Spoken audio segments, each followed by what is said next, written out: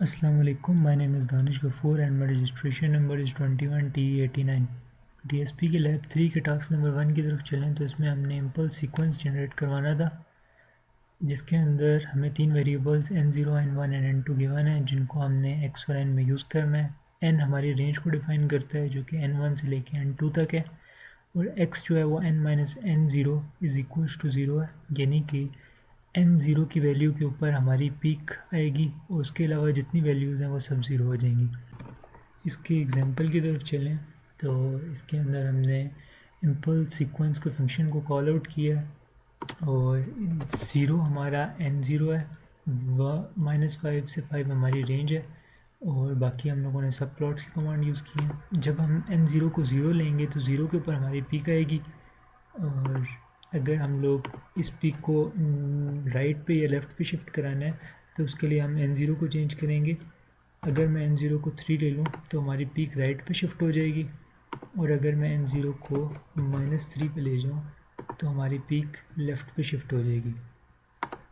Next task की तरफ चलें तो हमने स्टेप सीक्वेंस को जनरेट करवाना था।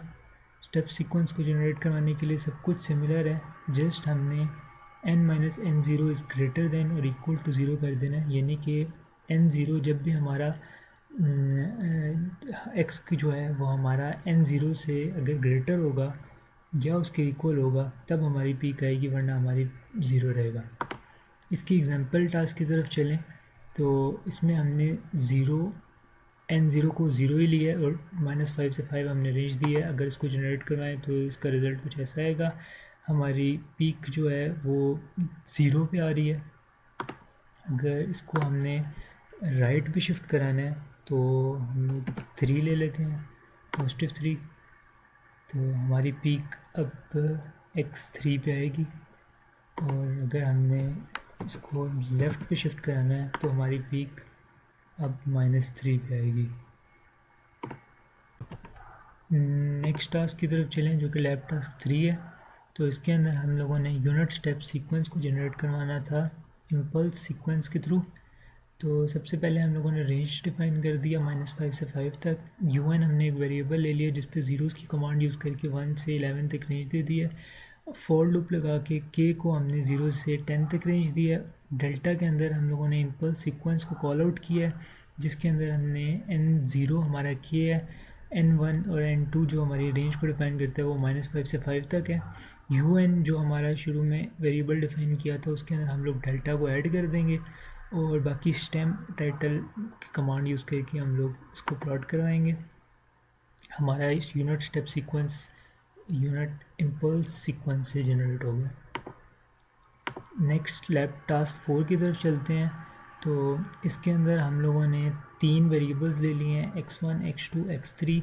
इन सिग्नल्स को हम लोगों ने रेंज दे दिया -5 से 5 तक, और इनके कॉन्वोल्यूशन हम लोगों ने ले लिया है जिसमें ज़ीरोज़ का फंक्शन यूज़ करके हमने 1 से लेके लेंथ दे दी है। लेंथ जो थी हमारी 10 तक, 1 से 10 तक सबकी लेंथ दे दी है। और अगेन फॉर लूप का k का लगा के 1 से लेके 10 तक हम लोगों ने इसको रेंज दे दी है। डेल्टा का फंक्शन लगाएंगे जिसमें इम्पल्स सीक्वेंस को कॉल आउट किया जाएगा। n0 हमारा k-1 है और रेंज हमारी -5 से 5 तक है। इस सब के x1 कन्वोल्यूशन को अंदर हम लोग ऐड करेंगे x1 k को, जिसको मल्टीप्लाई कराएंगे डेल्टा के साथ, और इस तरह तीनों सिग्नल्स को हम लोगों तीनों सिग्नल्स की हम लोग कन्वोल्यूशन करेंगे। और प्लॉट कराने के लिए हम लोगों ने सब प्लॉट की कमांड यूज़ की है, और बाकी सब कुछ एक्स एक्सिस वाई एक्सिस पे लेबल्स हैं। ये हमारा सिग्नल x1 की कन्वोल्यूशन है, सिग्नल x2 की, सिग्नल x3 की। टास्क 5 की तरफ चलें तो इसमें हम लोगों ने एक एरे दे दी है x जो कि 1 2 3 4 5 है, और n जो है वो हमारी रेंज को डिफ़ाइन करता है जो कि 0 से लेके लेंथ ऑफ x यानी कि 5 -1 4, 0 से लेके 4 तक रेंज है।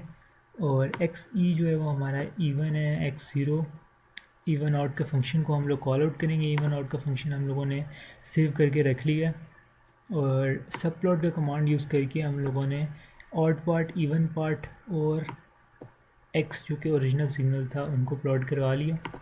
रन करें तो ये हमारा ओरिजिनल सिग्नल है, ये हमारा इवन पार्ट है और ये हमारा ऑड पार्ट है। नेक्स्ट टास्क की तरफ चलें जो कि लैब टास्क 6 है। तो इसके अंदर हम लोगों ने टाइम 0 से 2 तक की रेंज दे दी है और इंक्रीमेंटेशन उसकी 0.005 है। फ्रिक्वेंसी हमारी 1 हर्ट्ज़ है और कॉन्टीन्यूस टाइम सिग्नल का हम लोगों ने फार्मूला लगा दिया cos 2π/ft और इसको सब प्लॉट 1 के अंदर जनरेट करवाएंगे हम लोग। ये हमारा कॉन्टीन्यूस टाइम सिग्नल जनरेट होगा। सेकेंडली हम लोगों ने सैम्पलिंग फ्रिक्वेंसी दे दी है जो कि 40 है। सैम्पलिंग टाइम जो है वो 1/fs है और जो m जो है वो हमने एक और वेरिएबल डिफ़ाइन कर दिया है जो कि 0 से 2 तक जिसकी रेंज है और सैम्पलिंग टाइम उसका इंक्रीमेंटेशंस है। और डिस्क्रीट सिग्नल को जनरेट कराने के लिए हमने cos 2π/mf का फार्मूला यूज़ कर लिया है जो कि m ये है और इसको हम लोग स्टेम से जनरेट कराएंगे और कंटिन्यूस टाइम सिग्नल के लिए हम लोग प्लॉट का फंक्शन यूज़ करते हैं। ये हमारा कंटिन्यूस टाइम सिग्नल है और ये हमारा डिस्क्रीट टाइम सिग्नल है।